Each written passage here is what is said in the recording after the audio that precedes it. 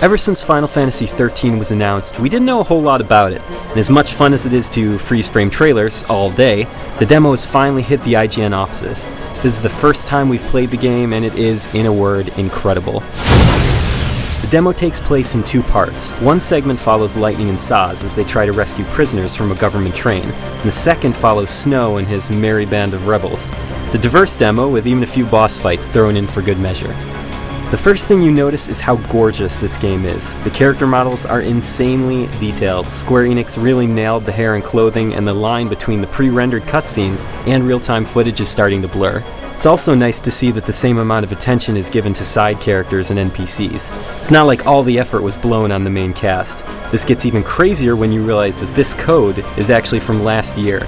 There's some stuttering every now and then, but the game is smooth overall. As it stands now, this is one of the most impressive Japanese titles we've seen on the system.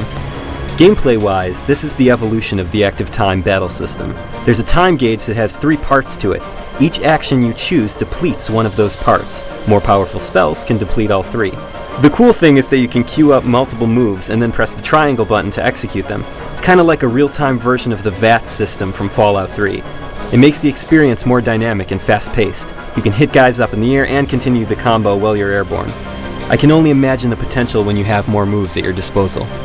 So far, the characters are all really cool and have distinct personalities. Some of the story bits we saw were actually a lot darker than we were expecting. This is nice. It doesn't look like they're pulling any punches, but it still does have that typical Square Enix humor and charm to lighten things up. Based on the demo, 13 already looks like a return to form for Square Enix. There's something old school about the insane amount of detail in this game, and we just can't wait to play more. For more Final Fantasy coverage, stay tuned to IGN.com.